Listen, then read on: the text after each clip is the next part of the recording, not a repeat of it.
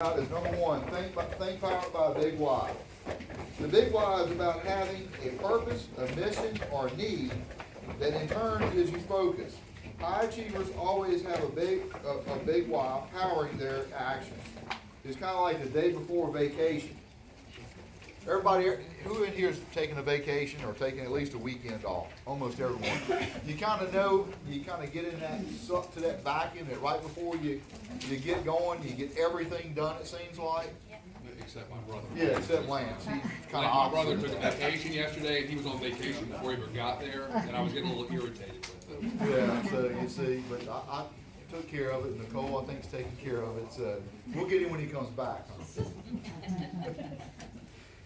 I think ultimately this number one is probably the biggest piece of all this. If you don't know what your purpose is and why you're doing it, you really have no energy or intention on following through with anything. Like me personally, my big why, I'll share it with everybody. In my office, when you walk out of my office, as a former professional athlete or college athlete, high school, we always used to walk out of the office before we walked onto the field. And I would hit whatever our team motto was or whatnot. In high school, it was GATA. When I went to college, it was WIN, and then so on and so forth. Well, mine's legacy, and I made a little thing up for it. It's leaving an example of giving, achieving, and caring for you. So every time I walk out of the office, I see that before I leave to remind me that there's a much bigger purpose than just selling a house or meeting with a client or dealing with somebody within our organization or whatnot. So I don't know necessarily what y'all's big why is, but if it's not big enough to power everything else, nothing else really matters. So I guess you probably have to have some alone time or some private time or some talking with somebody to truly find out what the reason and purpose is for what you do. Would anybody else, since I shared, like to share their big why? Linda LaRocca. Do you have a big why? I'm sure you do. You've been doing it long enough. Where is he? My family. Cool. My family and providing for them a healthy, balanced life that we were comfortable. And real estate is number one. And when you talk about that, you can feel it like in your, like an emotional thing. I can hear it in your voice. It means something to you. And if you don't feel something, there's no reason to do. You go punch a clock and pick up a check every 2 weeks. My life dream was to be a mother Yeah. and to have kids that were successful. And real estate has provided that vehicle for me. Cool. And Awesome. now it's Provided for your handed it son. down to my son.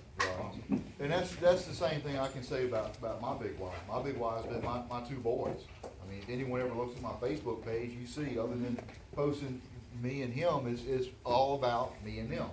You know, we go hunt together, we play sports together, and I'll provide for them. I send them to school, give them money to buy games with. I don't know why I do that, but there's my big why.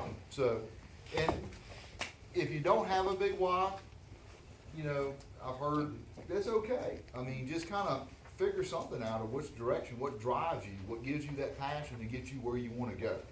So, It's about passion. Yeah, What stirs you inside to get up every morning and roll out of bed like I'm ready to take on the world? And if you can't roll out of bed thinking that first, that's not your big why. You gotta find out what that thing is every time you roll out of bed. When the alarm goes off for me at 4:30 a.m., there has to be a purpose, and the purpose is legacy. Leaving an example of giving, achieving, and caring for you. that doesn't mean to stay in bed until you figure it out, though, okay? Because a big why brings big focus and big energy. All high achievers always have a big why.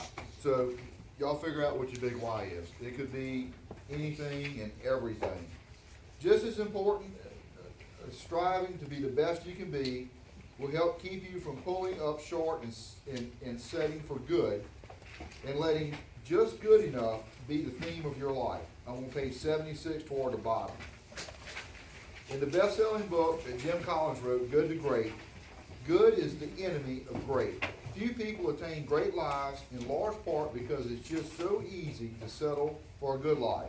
The vast majority of companies never become great, precisely because the vast majority become quite good, and that is their main problem.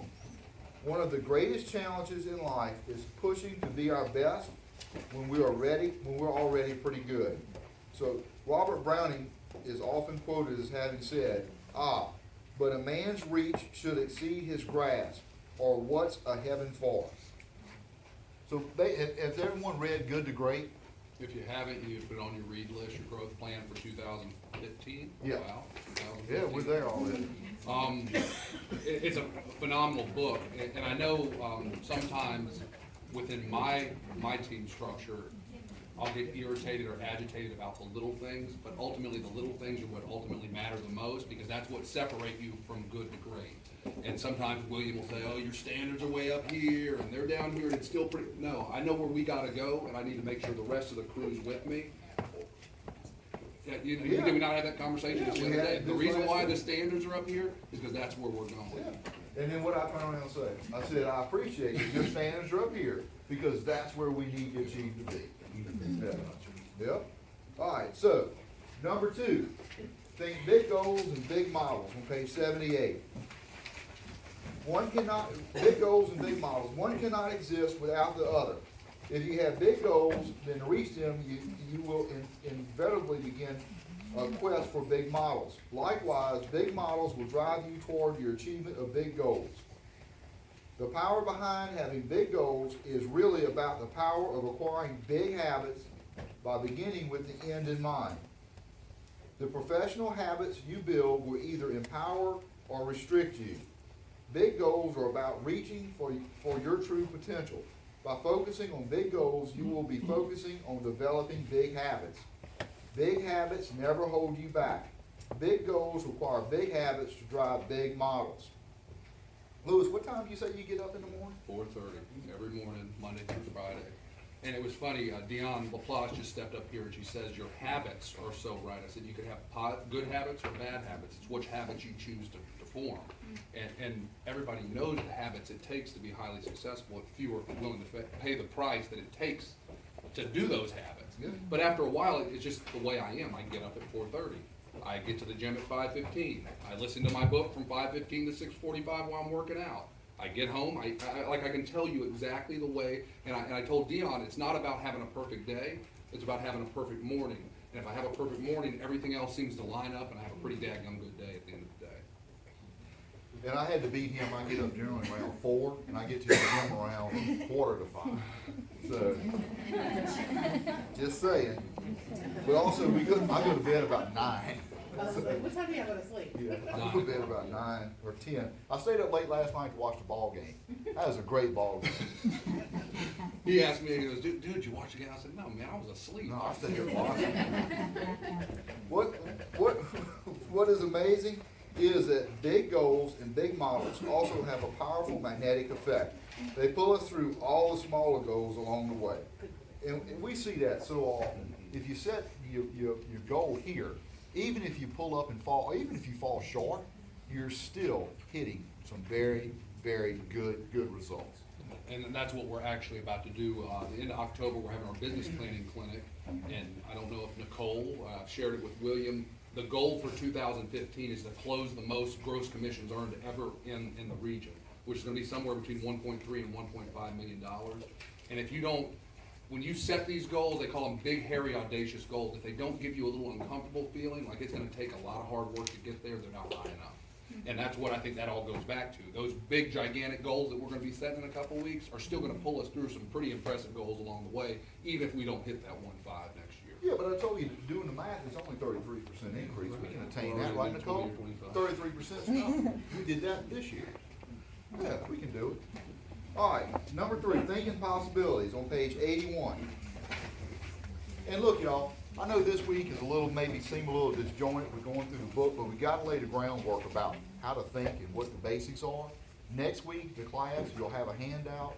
Bring your calculator and a pencil, because we'll be working on some numbers to see what you need to do to get to whatever your millionaire We keep looks talking like. about all these models and systems and what, we're going to go through the 4 fundamental models that'll be covered in the next couple of weeks. Right, so bear with us. Number 3, think possibilities. Gary Keller says, if I learn anything in life, it is that if you believe something is possible, you tend to focus on the constructive means necessary to make that possibility a reality. He's also learned to believe that if you believe the opposite, so if you don't think something's possible, then you'll be blinded by the ways it could be done. Anyone who wishes to achieve the very best, this becomes a defining moment. A big why, you have to decide to adopt big goals and big models to power through it. The question is, do you really think it's possible? I believe that there are three stages of possibility thinking that people have. Number one, they think nothing's possible. Number two, they think something's possible. And number three, they think anything is possible. Lewis, did you think that 2 years ago that you'd be getting 50 million in sales and $1 million in GCI? No, I mean, this progression has happened extremely fast over the last 3 years, you know, but few people it's been a 9-year progression. Everybody is just, I've been introduced to the Keller Williams region and whatnot, and they just think you're an immediate success, but they don't know the price that it's been over that 9-year period, that's all of a sudden that flywheel's turning over, that it's ramping up at such a huge, I mean, what, 2011, I did 6 million in production, and now we're gonna close somewhere in the ballpark of 40 million this year. Now that takes people and leverage and systems and leads and listings, but it starts ramping up, and now it just excites me so much that now I know the sky is truly the limit, and the possibility thinking is really endless at this point, because truly we're scratching the surface of where we're headed. And it just, it excites me, and when you actually see that time on task start to add up and work out for you, it sort of becomes, your mind starts to open up to possibilities. See, thinking possibilities, I truly think that we can hit $100 million in sales. And I really do see that, and I know we'll be there. We're halfway there now. We'll be there within the next 5 years, if surpass that. So, number 4, think action. Page 84. When you have big goals and big models with a big why powering them, you begin to think possibilities, and you begin to believe anything is possible. Now, when you begin to believe in your big goals as possible, the natural result is that you start forming plans and get more focused on making things happen. Then it follows, the next way is to think action.